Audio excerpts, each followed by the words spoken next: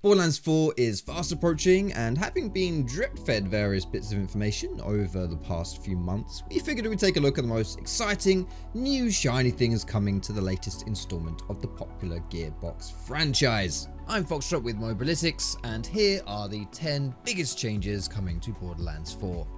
Firstly, the most obvious but probably most impactful change is the map size. Borderlands 4 is going bigger than ever before, and I mean way bigger. The game now takes place in a much larger semi-open world. It'll be broken down into 4 main zones, each one as big as the last. Despite being individual zones, there'll be no load screens when traveling between them, making the planet of Kairos feel like one gigantic, explorable space packed with bandits, wildlife, dungeons, and secrets. You can set off in one direction and stumble across something completely unexpected without being funneled into a specific path. The scale of the map makes exploration feel more natural and rewarding, and there are plenty of new systems to complement this, such as Collectibles and Traversal, which we'll get onto a little bit later. It's clear Gearbox wants Kairos to feel alive and immersive, encouraging players to poke around every corner instead of just running straight to objectives. Next up, another very impactful change is the skill trees. Just like the map, the skill trees have also gotten supersized. Borderlands has always been about crazy builds, but the newest installment is going to take it to another level with skill trees that are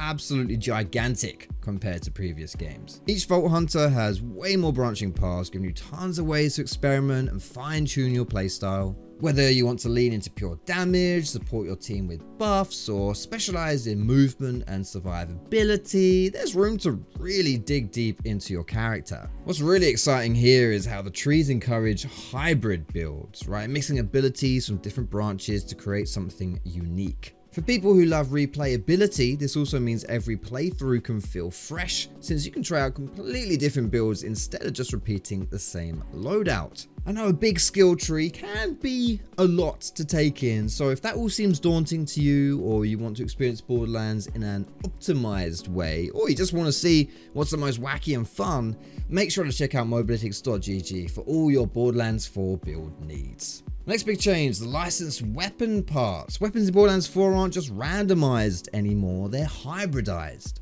This time, guns can actually spawn with parts licensed from more than one manufacturer. So instead of your usual, this is Jacobs, this is a Malawan, you might pick up a Jacobs revolver with a Hyperion shield, or a Dial assault rifle with a Torg mag. It sounds small at first, but it massively increases how varied and surprising loot can be. This change also makes weapons feel less predictable, since you're not just slotting them into a box based on their brand.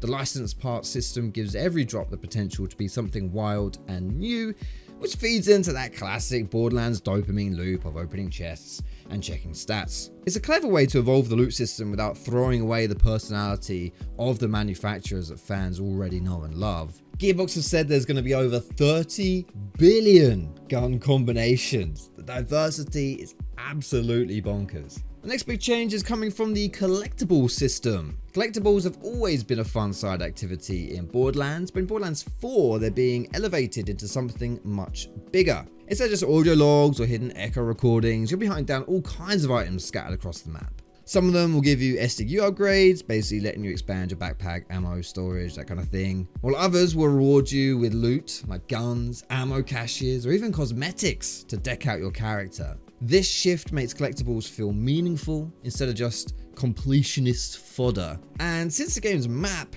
is absolutely huge, as we discussed before, it also means there's always something to keep an eye out for while you're exploring. Whether you're grinding for upgrades, just want to see every secret the developers tucked away, Collectibles are now a core part of the game and not just a side distraction.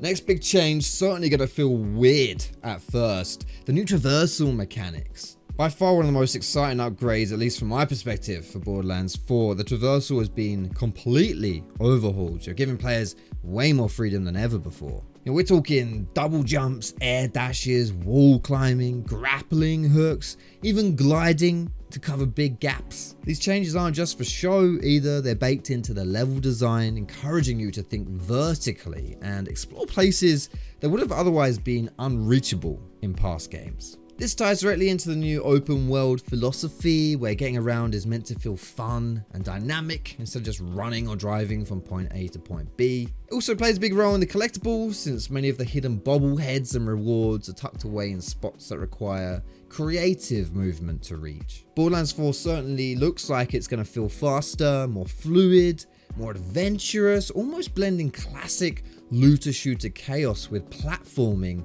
and parkour style gameplay. This next change is going to have every Borderlands diehard taking a big sigh of relief. It's Moxy's big Encore machine. If you've ever farmed bosses in past Borderlands games, you know the drill: beat the boss, quit, reload and repeat. Not exactly fun, certainly not convenient. Borderlands 4 finally fixes this. Moxy's machine is an in-game system that lets you respawn bosses instantly for a small in-game currency cost, and challenge them again as many times as you like. No more save quitting, no more breaking up co-op parties, no more wasted time. On top of that, the Encore machine also lets you replay certain missions, meaning you can relive story fights or grind for specific loot drops without restarting your entire playthrough. It's a huge quality of life upgrade that makes farming smoother, way more accessible. For loot hunters, this is probably one of the most exciting changes in the whole game. Borderlands has always been about the grind, and this new machine is going to make that grind slightly less frustrating. Next up, we have the new Ordnance system. This is going to shake things up combat-wise. It's going to replace the old grenade slot. Instead of just carrying one type of throwable, you now have access to a dedicated Ordnance slot that can include grenades, but also rockets, even heavy machine guns. The twist is here as well is that they're not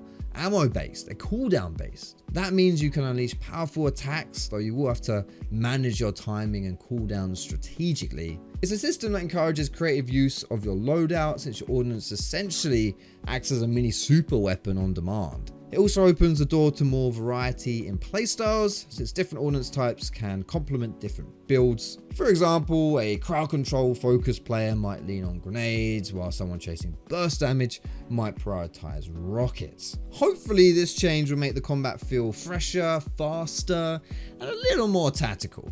The next big change is Borderlands 4's higher difficulty level. Gearbox has been very upfront about this. BL4 is harder than past games.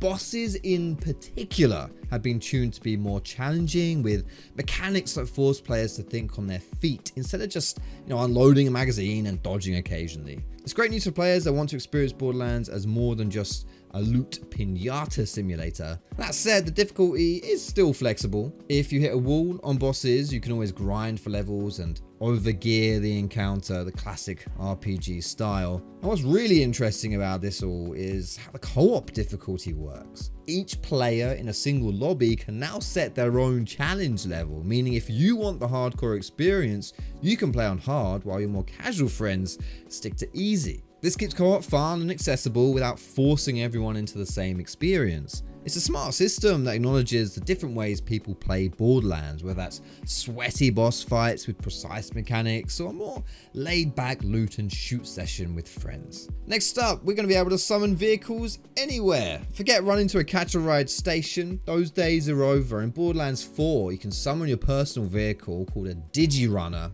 almost anywhere on the map. This will make traversing the massive world way more convenient, since you're never stuck hoofing it across long stretches of land. The Digirunner isn't just a basic ride either, it's fully customizable. It can even play a role in combat, giving you a reason to bring it into fights rather than just using it for travel. The almost anywhere part means there'll be some restrictions, likely indoors or story specific areas, but for the most part it works wherever you need it. Combine this with the new traversal mechanics like we mentioned, the ability to summon vehicles on demand makes exploring Kairos a much smoother, more exciting experience. And the last big change is the way that you can play story missions. Borderlands 4 is going to shake out the franchise's narrative structure with a truly non-linear story. The lead writer for Gearbox has said you can complete main missions in pretty much any order. Unlike previous entries where missions often follow a strict sequence, this time you have the freedom to tackle objectives however you fancy.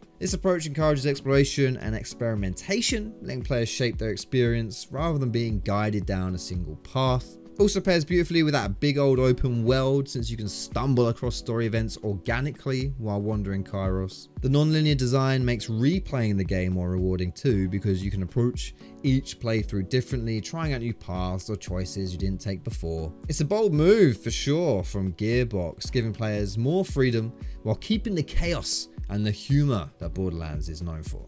That just about does it for the biggest changes in our opinion. There are plenty of other exciting changes in Borderlands 4 too though, like the new Vault Hunter passives, the armor sets, weapon enhancements, the rep kit item. All of these additions are set to make shooting and looting and causing chaos through Kairos even more thrilling.